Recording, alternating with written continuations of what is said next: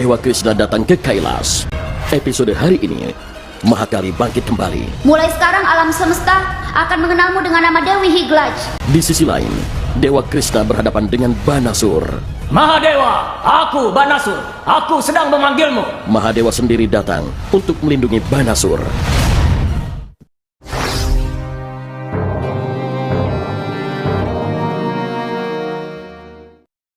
Ganesha dan Kartikeya sudah sampai ke Makran. Di sana, mereka akan membangkitkan kekuatan yang akan membantu Parwati di dalam wujud manusianya. Mahadewa dan Krishna sama-sama mengetahui bahwa Ganesha dan Kartikeya telah sampai di Makran. Di tempat itulah mereka akan membangkitkan kekuatan yang kelak membantu Parwati dalam wujud manusianya. Namun sebelum ke-52 kekuatan suci dibangkitkan, alam semesta terlebih dahulu akan menguji kekuatan mereka berdua. Sementara itu di Makran, Ganesha dan Kartikeya merasakan sesuatu. Ada keberadaan asing yang mengintai dan membuntuti angkah mereka tanpa suara.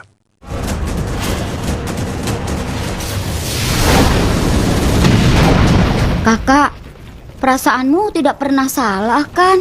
Begitu juga dengan perasaanmu, adikku. Karena kita berdua merasa tidak sendirian di sini. Kita harus sampai ke kuil tanpa membuang waktu.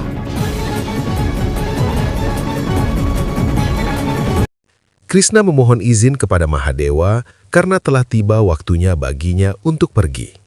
Mahadewa menjawab bahwa pertemuan berikutnya akan terjadi dalam keadaan yang sangat berbeda, hingga Mahakali terlahir kembali. Masing-masing harus memainkan peranan sesuai takdir. Krishna menjalankan tugasnya, Mahadewa menjalankan kewajibannya. Setelah itu, Krishna pun pergi. Nandi kemudian menyampaikan bahwa selama Mahadewa bertapa, Dewa Indra sering datang ke Kailas.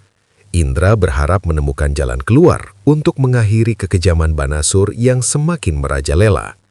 Nandi bertanya, apakah kekejaman itu tidak akan berakhir? Mahadewa menjelaskan bahwa Banasur tetap harus diberi kesempatan untuk menebus dosanya. Namun jika ia menolak belajar dari utusan Mahakali, maka kehancurannya tidak akan terhindarkan. Apa? Utusan dari Mahakali? Bawa dia masuk kemari. Aku mau melihat siapa utusan Mahakali itu. Ternyata Raja Dwaraka yang menjadi utusan Mahakali. Jika aku tahu sebelumnya, aku tidak akan merepotkanmu untuk datang kemari. Dengan kesombongan yang tak berkurang, Banasur merasa peringatan itu hanyalah pemborosan waktu. Ia tidak gentar karena merasa telah menggunakan anugerah Mahadewa dengan caranya sendiri. Namun Krishna telah melihat semuanya, bagaimana anugerah itu disalahgunakan dan Mahadewa tidak lagi sabar menunggu.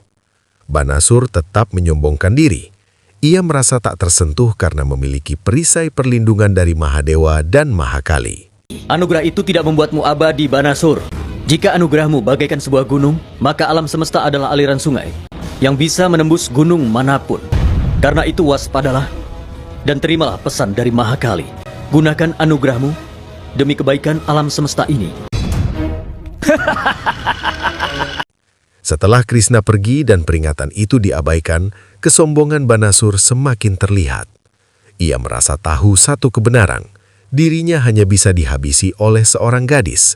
Artinya, Dewi Parwati harus terlahir kembali dan itu menurutnya mustahil. Sebagai penguasa 3 alam, Banasur yakin akan hal itu. Ia tahu Ganesha dan Kartikeya sedang berusaha membantu Parwati lahir kembali. Namun ia tidak menyadari siapa sesungguhnya yang sedang membantu mereka.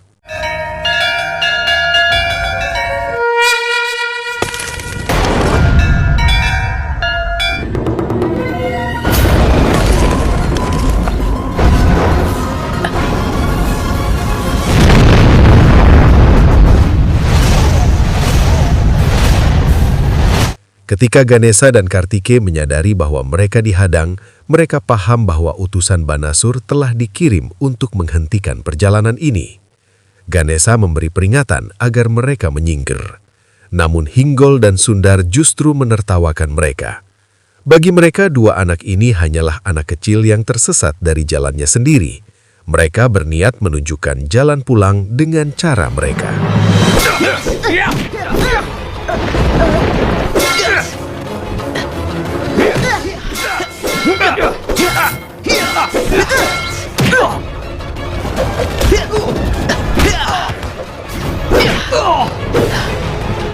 Kartikeya segera menyadari tujuan sebenarnya. Hinggol dan Sundar tidak berniat berperang, melainkan ingin menjauhkan mereka dari kuil. Kartikeya memilih untuk tetap tinggal dan menghadapi mereka, sementara Ganesha diminta pergi dan membangkitkan kekuatan suci. Ganesha pun berlari pergi, sementara Kartikeya berdiri menghadapi keduanya. Ia mengingatkan bahwa menyerang anak kecil bukanlah keberanian. Namun di tengah pertempuran, Sundar tiba-tiba menggunakan kekuatannya untuk mengikat Ganesha hingga tak berdaya. Pada saat itulah sosok dewa muncul untuk membantu, Dewa Bimlochan Bhairab.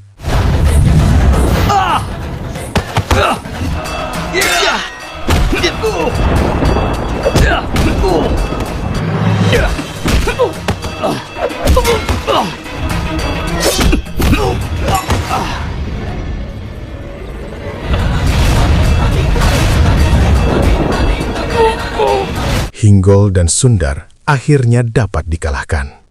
Sebelum ajal menjemput, Ganesha mengingatkan Sundar bahwa keindahan bukan berasal dari wajah, pakaian, atau perhiasan. Keindahan sejati lahir dari perbuatan dan pikiran, sesuatu yang tidak dimilikinya. Dengan berakhirnya hidup Sundar, murka Hinggol pun meledak. Kartikeya meminta Ganesha agar tidak membuang waktu. Ia bersama Bimlochan Bhairab akan menghentikan Hinggol. Ganesha harus segera membangkitkan kekuatan suci. Namun Ganesha menyadari bahwa kekuatan suci tidak akan bangkit hanya dengan doa. Ada cara lain, dan Kartikeya akan segera memahaminya. Kau tenang dulu, Bimlochan. Sekarang putra Parwati Ganesha akan berperang melawan Hinggol. Apa tujuan Ganesha? Bimlochan lalu menjelaskan bahwa dalam pertempuran melawan Hinggol, Ganesha sengaja membawanya mendekati kuil. Hinggol mengejek Ganesha, meremehkan kekuatannya sebagai anak kecil.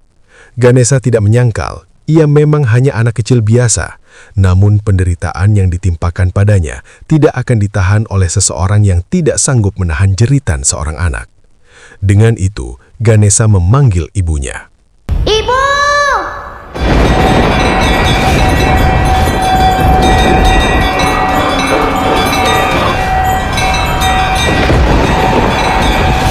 Dari Kailas, Mahadewa mengetahui bahwa itulah wujud Mahakali, wujud yang tak bisa menolak panggilan anaknya. Nandi melihat senyum di wajah Mahadewa dan memahami bahwa Ganesha dan Kartikeya telah berhasil membangkitkan kekuatan suci di Makran. Mahadewa menjelaskan bahwa wujud Dewi di Makran adalah kekuatan suci yang sangat murni. Ia hadir untuk melindungi makhluk yang lemah, menyebarkan ilmu dan kebaikan ke seluruh penjuru. Ketika Nandi bertanya tentang nama Dewi tersebut, Mahadewa menjawab bahwa ia tidak akan ikut campur. Seorang anak telah memanggil ibunya untuk perlindungan, dan terserah sang anak dengan nama apa ia memanggil ibunya.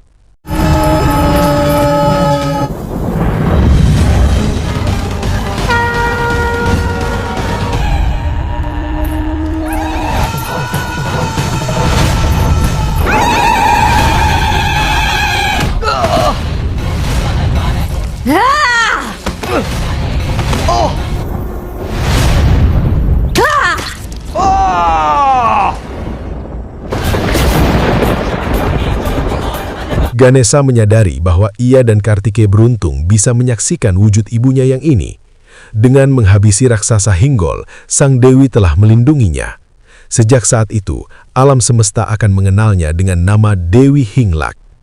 Kartikeya kemudian memahami bagian apa dari Dewi Sati yang berada di dalam kuil tersebut. Dewi Hinglak menjelaskan bahwa yang tersimpan di sana adalah jari-jari tangan Dewi Sati, jari tangan yang melakukan perbuatan. Setelah kematian, arwah seseorang akan terbebas dan datang ke tempat itu untuk menemukan jalan menuju dewanya. Agar arwah dapat pergi dengan tenang, ia harus siap memasuki tubuh yang lain. Dengan bangkitnya kekuatan suci di kuil itu, jalan bagi Dewi Parwati untuk terlahir kembali telah terbuka.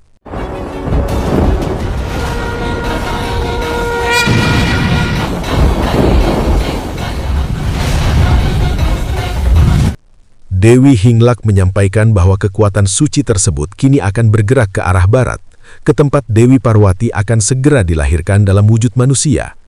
Perjalanan Ganesha dan Kartikeya di Makran telah berakhir, namun mereka harus bersiap untuk perjalanan berikutnya, membangkitkan kekuatan suci lainnya.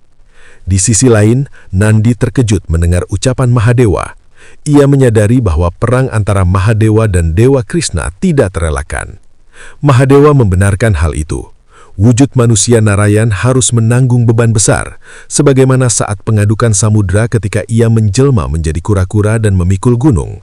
Kini ia harus maju untuk menghabisi Banasur, dan Mahadewa akan tetap berdiri untuk melindunginya. Nandi merasa gelisah. Baginya Mahadewa dan Krishna seharusnya saling melengkapi, bukan berada dalam satu medan perang. Namun Mahadewa menjelaskan bahwa sejak Parwati pergi, ia menunggu waktu kelahirannya kembali. Semua peristiwa ini adalah jalan agar Parwati dapat terlahir kembali. Mahadewa, Ganesha, Kartikeya, dan Krishna hanya menjalankan peran masing-masing.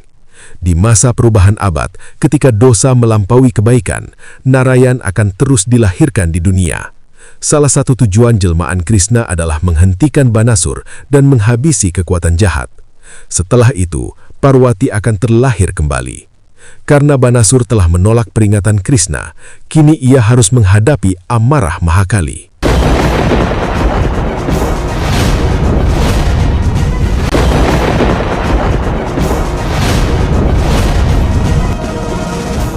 Tunggu! Ada apa Raja Dwaraka? Apa kau sudah memutuskan untuk menyerah sebelum peperangan terjadi? Krishna memahami bahwa jika Banasur sungguh mengerti makna menyerahkan diri, perang ini tidak perlu terjadi. Sebagai pemuja Mahadewa, Banasur seharusnya bisa menemukan kedamaian abadi. Mahakali telah memberinya kesempatan emas, mengundangnya dalam tarian perdamaian. Namun anugerah itu justru digunakan untuk keburukan. Ia memilih mengangkat senjata, bukan tangan untuk memuja. Karena ketidakmampuannya membedakan benar dan salah, perang ini menjadi awal dari akhir hidupnya. Krishna tidak ingin menghentikannya, karena di medan perang ini, Banasur akan melihat siapa saja yang sesungguhnya hadir.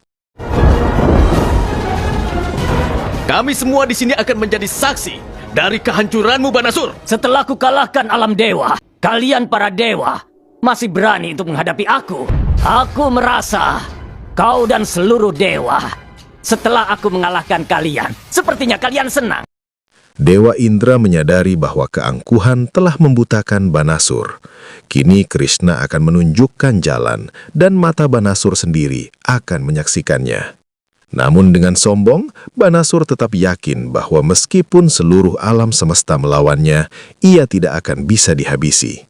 Serangan pun dimulai dan peperangan besar tak terelakkan. Serang! Serang! Serang!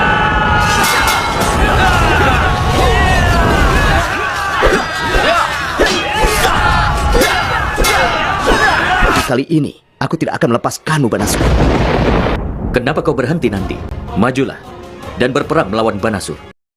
Nandi berada dalam dilema. Ia tahu Mahadewa terikat janji untuk melindungi Banasur. Mahadewa membenarkan hal itu, namun membebaskan Nandi dan seluruh pasukan Kailas dari tanggung jawabnya.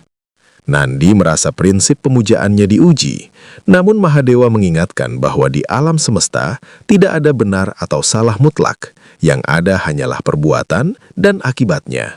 Setiap makhluk bebas menentukan tindakannya. Pemujaan tidak boleh menghalangi kewajiban. Mahadewa akan menepati janjinya, sementara kewajiban Nandi adalah berperang melawan Banasur.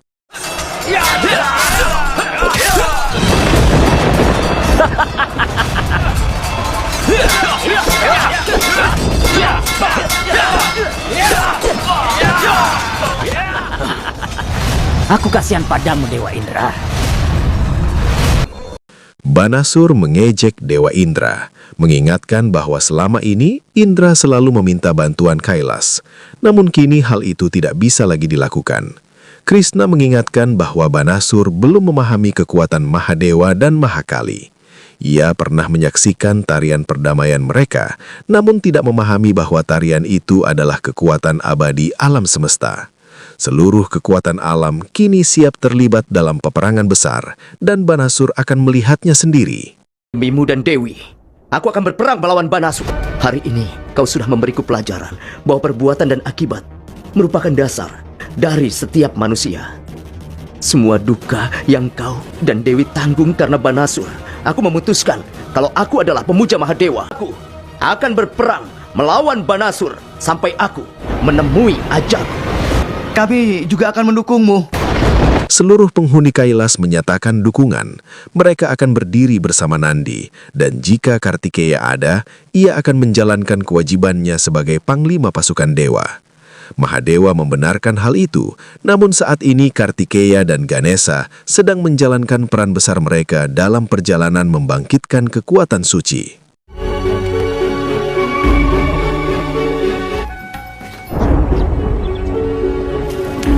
Kartikeya menerima luka sebagai pelajaran agar lebih waspada di perjalanan berikutnya. Ia mengingat bahwa setiap akhir latihan bersama ibunya selalu diiringi pesan bahwa pelajaran perang harus digunakan untuk menghadapi musuh. Ganesha teringat bahwa ibunya juga selalu mengobati luka kakaknya. Kartikeya menenangkan Ganesha, meyakinkannya bahwa setelah perjalanan ini mereka akan bertemu kembali dengan ibu mereka. Ganesha sempat berpikir bahwa setelah memanggil Dewi Hinglak, Parwati akan segera terlahir kembali. Namun ia menyadari bahwa masih banyak kekuatan suci yang harus dibangkitkan. Kartikeya meminta Ganesha bersabar, ibu sendiri yang telah menunjukkan jalan menuju kekuatan suci, dan sebagai dewa kepandaian, Ganesha akan menemukan jalan berikutnya. Kebangkitan seluruh kekuatan suci akan menuntun Parwati mengenali jati dirinya dan kembali sebagai Mahakali. Kekuatan berikutnya berkaitan dengan kepala dan setelah itu dengan lingga siwa. Kartikeya pun memahami arah tujuan mereka, menuju kuil Dewi Kamakhya. Jika perang ini terus berlangsung, sebelum matahari terbenam, seluruh pasukan kita akan habis. Mahadewa mengirimkan utusannya untuk melindungi pemujanya. Kau datang di saat yang tepat. Sekarang mari kita selesaikan perang di sini.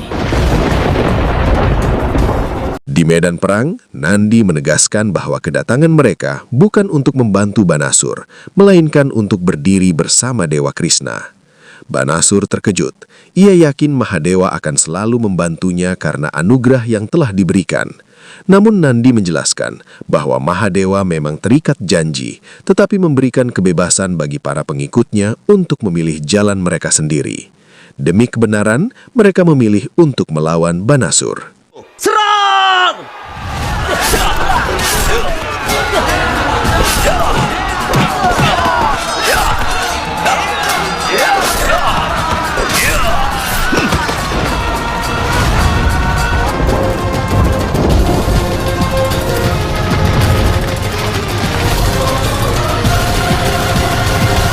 Kini Banasur akan menggunakan anugerahnya. Krishna mengingatkan bahwa langkah Banasur mungkin menunda kematiannya, namun tidak akan menghentikannya. Dengan kesombongan terakhirnya, Banasur menantang Krishna dan merasa tak terkalahkan. Di saat itulah, ia memanggil Mahadewa. Mahadewa, kau sudah memberi aku anugerah. Kapanpun hidupku dalam bahaya, kau akan datang untuk melindungi aku. Mahadewa, lindungi pemujamu ini.